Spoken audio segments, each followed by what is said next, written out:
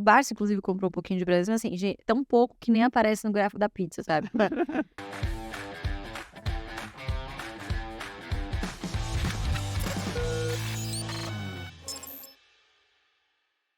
Que às vezes eu recebo assim também, pô, e aí, não colocaria, sei lá, Bradesco na carteira? Pô, eu acho que tá barato, hein? Um exemplo. Aí pô, beleza, mas eu tenho aqui uma posição no Banco do Brasil que eu já tenho na carteira, que eu também acho que está barato. Então, para quê? Eu vou direcionar meu recurso para um outro negócio. 4 vezes PL, 0,8 vezes o patrimonial. Exato. Então, sempre volta no custo de oportunidade, né? No custo de oportunidade e, de novo, perfil. Perfil. Bradesco, como que agora tá pipocando pra caramba, né? Vocês não vão comprar Bradesco, não sei o que. O Barça, inclusive, comprou um pouquinho de Bradesco, mas assim, gente, tão pouco que nem aparece no gráfico da pizza, sabe? Então, não sei se vale a pena. Pra ele, mas... não, pra mim é uma grana, mas pra ele é tipo 0. Não, mas é importante falar, porque às vezes a pessoa escuta e pensa, tá comprando Bradesco? Não, apostando metade da tudo. posição. Não, é muito pouco pra testar. E é uma tese que eu particularmente, eu acho que tá barato, mas não me encanta. Eu concordo. Entendeu? Acho que tá barato porque tem um motivo pra estar barato. Não, e é um case bem complexo, né? Porque tá muito atrás. É bastante complexo. É um turnaround ali que, assim, é difícil. Turnaround é complexo, né? Por si só. Por definição, exato. Assim, é difícil você dar um cavalo de pau com um transatlântico, né? Você fazer essa virada do navio muito rápido, né? Então, não sei, eu sou muito conservadora. Eu prefiro ir muito mais nas coisas óbvias, que são obviamente baratas, né? Talvez o grande X da questão é que talvez há 2, 3 anos atrás as coisas estivessem bizarramente baratas, hoje só estão baratas, né? Itaú, vocês nunca olharam? Vocês nunca tiveram uma visão de querer colocar na carteira? Porque a pergunta é nesse sentido. Se a gente olha para resultado, fundamento, Itaú é bom há anos. A gente pode colocar assim. Então o ROI super alto, nunca teve problema bizarro de governança. Enfim, lucro cresce, vindo de base forte ainda. A gente deve ver isso aqui no segundo tri, inclusive. E agora, por uma posição de capital bem confortável, eles estão até pagando um dividendo interessante. Se você for olhar só para o ano, né? Talvez não seja a melhor métrica para ficar olhando, mas pô, só para 2024 o pessoal está falando de entre um range de 7,5 a 9, vai depender um pouco da casa. O que é mais de 6. Sim. Então, teoricamente, o crivo dos 6% já passou. Só que tem muito mais incerteza, porque a política não é muito clara, como é a de Banco do Brasil. Você não tem as datas estipuladas, como é do Banco do Brasil. O payout não é muito claro. Então, às vezes eles aumentam, às vezes eles diminuem. Como que fica isso para análise de vocês, assim? Uma empresa que muda tanto, assim, ou que é tão incerta na política de dividendo? Bruno, tudo não terás. Não dá para ter tudo, não. É verdade. Quem diria... Porra, eu queria ter tudo na vida. Mas... Não é? Eu acho assim, de Itaú, até comparando o Bradesco com o Itaú, sem dúvida nenhuma, eu iria para Itaú, né? Assim, eu gostaria muito de ter Itaú na carteira, muito. É uma das empresas que eu tenho vontade de ter na carteira, inclusive gostaria de trocar Itaúsa, que eu tenho por Itaú. Isso eu já concordo também. Né? Porque assim, eu acho que Itaúsa Por que você trocaria? Não, eu trocaria porque eu acho que Itaúsa tem muita porcaria dentro da holding. A verdade é essa. Mas a questão é o preço. A empresa de chinelinha, né? E como 90% do resultado da Itaúsa é Itaú, e eles têm como política lá, não escrito, mas sempre falam que vão distribuir 100% dos lucros que são do Itaú, acaba que compensa. Mas se você olhar hoje em dia, tá quase que pau a pau isso, né? Deve estar dando uns 6, 7% de yield. Mas quando você vai para Itaú, e eu te confesso que nos últimos meses eu até pensei em fazer essa troca, e quando eu vou para Itaú, eu caio justamente no que você falou, que é essa falta de uma definição clara de uma política, sabe, para o investidor. Porque parece muito que a distribuição de dividendos é conforme o vento sopra. Então, mas assim, claro, os caras são, na minha opinião, os mais competentes do Brasil na gestão. Mas para o investidor, essa falta de uma visão clara, fica difícil de você investir na empresa pensando em uma sociedade de longo prazo para receber os dividendos, né, dessa parceria. Por quê? Se você pegar o último day que eles fizeram, né, eles falaram claramente que devem aumentar, né, o payout justamente pelo excesso de capital. Eles não estão conseguindo emprestar grana. Não dá vazão, então tá sobrando. E eles acham que esse excesso de grana, como eles não têm aonde alocar, né, fica melhor no bolso do acionista. Ok. O problema é que daqui a pouco alguém fala, não, agora a gente Agora não precisa. Agora não precisa, agora a gente tem onde emprestar, então vamos emprestar. E aí o acionista não, sabe, não tem uma visão clara do que está por vir. Se isso mudasse, eu acho que talvez seria um dos bancos aí onde teria o maior número de acionistas fácil, disparado. Então é esperar, ver se isso chega em algum momento. Eu não acho que o preço está barato, mas também não acho que está caro, absurdamente caro. Mas é uma empresa que, ao contrário do Bradesco, né, enxergou há uns 3, 4 anos atrás que era preciso movimentar o transatlântico. Não, e fez aquisições excelentes, né? Fez aquisições, começou a mudar toda a infra para cloud. Você pega hoje a parte de atendimento do Itaú, É fantástico. de app, sabe, a experiência.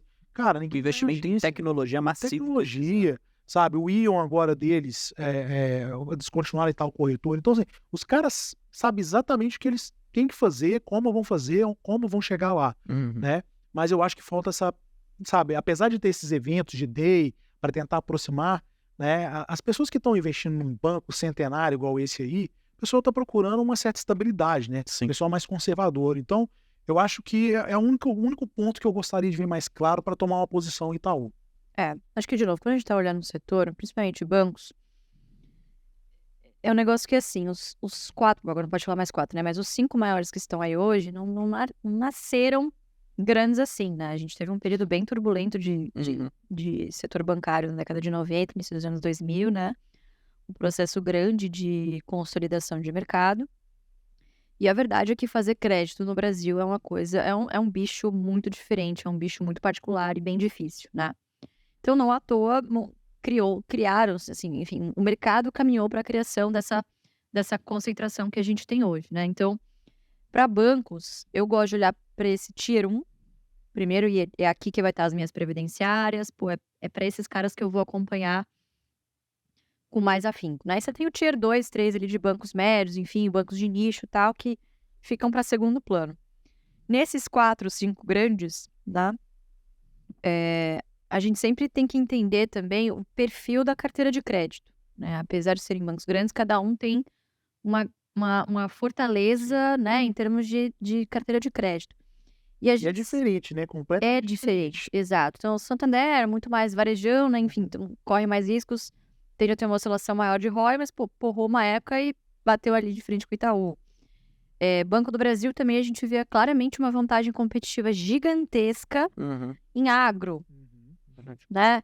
Então, tem a BB Seguradora. Puta, então, assim, quando você olha o perfil também de cliente, né, que é atendido ali, naturalmente a gente foi indo muito para Banco do Brasil por conta disso, né? E eu acho que também o fator, as externalidades que você tem, né, políticas principalmente, né, davam muito mais chances ao longo do ano de você fazer esses aportes, assim, com uma simetria muito grande, né? Porque o Itaú, pelo fato de ser uma empresa premium, E muito triple sólida, A, né? super sólida, assim, você tem muito menos oscilações bruscas, né, do que você tem em Banco do Brasil, né? Então, lá atrás, qualquer boatinha caía, né? Verdade. Agora Agora deu deu estabilizada. uma estabilizada, pois é. É verdade. Então, acho que é muito também do momento que o investidor tá fazendo a carteira dele, né? Assim, é um papel que a gente compra há muitos anos. Muitos anos. Bom, Baixa nem se fala, mas é um papel que a gente tem há muitos anos, né? E as coisas começaram a mudar meio que do ano passado pra cá, né? Uhum. De ser visto como, pô, um benchmark de Itaú, os caras fortes em agro, isso, aquilo, né? Um banco de 200... Coisas que a gente já sabe há muito tempo, mas que Veio à a tona narrativa maior. ganhou força agora, Uhum. né? Concordo.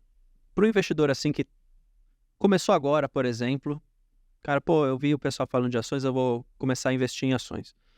Aí pensa que esse cara, ok, viu lá os vídeos do AGF, por exemplo, e falou, cara, eu vou seguir uma estratégia de dividendos, vou pegar setores maduros, pegar um banco, uma elétrica para minha carteira, quiçá talvez até uma empresa ligada a commodities, se o cara quiser. E aí, qual que então seria a sua dica para esse cara nesse sentido?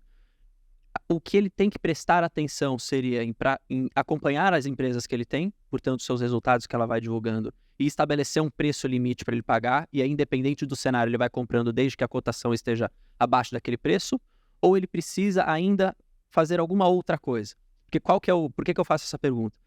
Pelo menos o que eu mais recebo do pessoal é muita euforia, assim. Então, meu Deus, saiu dado de inflação e a bolsa caiu. E agora? Eu compro mais, eu espero um pouco porque amanhã pode cair um pouquinho mais. Isso o cara não controla. Só que essa euforia existe. Então, como que você impede do cara ter essa euforia? Na visão de vocês. É mais psicológico, talvez, a jogada aqui, né? Eu diria que é mais de mentalidade, talvez. É um jogo mental, sem dúvida, em que todo o sistema, na verdade, trabalha contra você nesse sentido, né? E os pushes, as notícias que saem em tempo real, né? E muitas vezes, boa parte dessas informações são muito mais ruído, na verdade, do que o sinal de alguma coisa, né? Então, eu começaria literalmente do começo. Qual que é a minha dica para essas pessoas? Primeiro de tudo, você tem que ter a sua jornada na renda variável. Ela começa invariavelmente, na minha opinião, depois você complementa se você achar que precisa. Começa tendo uma reserva de emergência, tá? Por que é isso? Emergência, ela não escolhe CPF, ela não escolhe momento, né? Então, muitas vezes, essas pessoas que vêm eufóricas e colocam tudo que tem, ou recursos que não deveriam estar ali na bolsa, via de regra, ela geralmente tem que vender no prejuízo, porque vão precisar para uma outra necessidade. Então, a primeira coisa é o seguinte, lembre-se que você não está correndo aqui uma corrida de 100 metros. Isso aqui é uma maratona. Então, o jogo da maratona é o jogo da sobrevivência, tá? Então, como é que você sobrevive o máximo de tempo possível? Esse é o grande X da questão, porque as pessoas se esquecem, quando elas estão fazendo um planejamento de longo prazo, que o papel, o Excel, o PowerPoint, o que quer que seja, né? O papel, ele aceita tudo. Mas quando você parte para a prática, né? Você percebe que ao longo do tempo a vida se sobrepõe e as suas prioridades vão mudando. E aquilo que você estipulou como meta, como objetivo, vai também se alterando, né? Então, eu acho que como regra número 1, para inclusive segurar essa ansiedade você só vai botar grana na bolsa que pertencer à bolsa. É a sua grana do longo prazo. Ponto final. Não interessa se tem alguém te falando que é a oportunidade do século. Essa pessoa ela tem 50% de chance de estar errada, né? Então, coloque os recursos e faça isso virar um hábito, mês após mês. Eu detesto essa coisa do tipo, pega tudo que você tem e aí você já monta a sua carteira pronta e aí é wishful thinking, você fica rezando e agora é isso, agora é só deixar o barco correr. Não é isso, né? Então, assim, investir não é preto no branco. Investir envolve várias nuances ao longo do caminho, né? Então, acho que a primeira coisa é essa. Só coloque recursos na bolsa que, de fato, forem destinados à bolsa. Aí você vai falar, bom, mas é muito pouco. Ótimo. Você vai pegar esse pouco que você tem por mês, você vai abrir o home broker uma vez só, ou duas. Você vai comprar e você vai fechar. O resto do tempo você vai trabalhar, se divertir, sabe? Viver a vida e estudar. Então, você tem que saber que indo para um caminho de stock picking, selecionando as suas próprias ações, não é um jogo que você ganha. É um jogo contínuo. Você passou uma fase, você vai para a próxima. Passou uma fase, você vai para a próxima. Isso não tem fim. É igual você ter uma vida saudável, né? Exato. Quando você vira a chave, amigo, ou você vira a chave. Não tem voltar para os seus hábitos antigos, porque você volta com os seus problemas que você tinha de antigamente. É verdade. Então, uma vez que você escolheu essa trajetória de formar uma carteira, de olhar para o longo prazo, né, automaticamente você tem que ir criando essas barreiras psicológicas para você não ir se frustrando ao longo do caminho, né? Eu acho que isso é o mais importante para começar. Quando a gente olha os analistas falando, quando a gente olha, enfim, investidores no geral falando que a Bolsa Brasileira está muito barata. Então, e o pessoal traz múltiplos, né, traz projeções, a gente começa a entender e começa realmente a ver que de fato está muito amassado. As ações, as empresas, independente do setor, se a gente for olhar, alguns menos, alguns mais. E aí isso é muito também decorrente, acho que de um cenário macroeconômico global, eu diria, mas também muito prejudicado por um cenário micro Brasil político, eu diria também. E eu queria saber da visão de vocês, assim, como que vocês olham para esse cenário hoje? E se faz alguma diferença nesse sentido, se o cenário está caótico ou não está para a estratégia previdenciária? Como que vocês interpretam esse cenário e como vocês levam para aquele que eu chamo de viés da oportunidade, assim, de você encontrar os negócios? Boa, vamos lá. Bom, eu acho que a gente está falando que a Bolsa Brasileira está barata há pelo menos uns 2 anos, Sim. né? Desde ali, Está sempre barata. pelo menos o segundo semestre de 2021 ali, a gente está insistindo nessa narrativa, né? E eu acho que, de fato, continua muito barato. O que acontece com a grande maioria dos investidores é que, se a gente olhar um histórico recente, né, boa parte deles foram ejetados da renda fixa e foram meio que obrigados a aprender a tomar risco. Ou seja, eles foram levados a investir na Bolsa de Valores por um custo de oportunidade que você tinha ali, claro, de não correr risco no momento, né? Colocar o dinheiro na renda fixa, ela estava rendendo muito pouco. Então, acho que esse é um primeiro parêntese, né? As pessoas, muitas vezes, elas se frustram com os resultados que elas obtêm na Bolsa, né? Porque a grande maioria não é investidor de longo prazo por convicção. É um investidor de longo prazo por conveniência. Ele não tem o resultado que ele esperava obter em 6 meses, em 1 ano, em 2 anos. E aí ele começa a fixar na ideia dele, bom, eu sou de longo prazo, eu sou de longo prazo. E ele fica lá sofrendo, né? Muitas dessas pessoas que vieram sem uma estratégia consolidada. Não sabiam quais eram os objetivos, muitas vezes seguindo diversas, né, dicas de investimento, ou teses, ou estratégias diferenciadas, né? E você acaba atirando para tudo quanto é lado e perdendo a referência do que eu tô fazendo aqui. Isso aqui não é para mim, tira tudo, volta para renda fixa. Tá? Então, o investidor, não é exclusividade do brasileiro, mas um investidor que está começando a aumentar o leque de produtos ali no portfólio dele, ele tende a fazer o bendito do market timing. Então, ele quer saber a hora que é para ele tirar tudo da renda fixa e botar na renda variável. A hora exata, né? A hora que é para ele tirar da renda variável e botar na renda fixa. E não é assim que funciona. Você tem que destinar os seus recursos de acordo com os seus objetivos. Então, se o seu objetivo é de curto, médio prazo, você sempre tem que ter alguma coisa em renda fixa. Independente do quanto esteja rendendo, porque é o que é aderente ao seu objetivo. E, na minha opinião, você sempre tem que ter alguma coisa voltada à renda variável e, claro, o que for aderente ao seu perfil, ações, fundos imobiliários, FIAs, o que quer que seja, né? Então, acho que essa é a primeira coisa. A expectativa que ele tem quando ele entra na bolsa e a realidade dos fatos de como as coisas realmente acontecem, né? Olhando para cenário, esse é o cenário que a gente gosta. Não é à toa que Warren Buffett fala sobre comprar ao som de canhões. Faz muito tempo que a gente não ouve o som dos violinos, né? E cada vez mais essa narrativa, ela vira muito rápido, né? Então, há um mês atrás, a gente tá gravando agora em julho, né? Meio de julho. Em junho, assim, parecia que tudo ia desabar. De fato, o Brasil ia virar uma Venezuela, tá vendo? Eu avisei, aquele otimismo do ano passado era infundado. Cara, passou nem um mês, sabe? As pessoas já estão voltando a ficar otimistas de novo. Então, as coisas que importavam na semana passada não importam. Perdem um pouco de sentido. Perdem a força para a narrativa, né? Exato. Então, onde eu quero chegar com isso? Quando eu vou olhar cenário, eu sempre tento ter um feeling do que é o sentimento geral.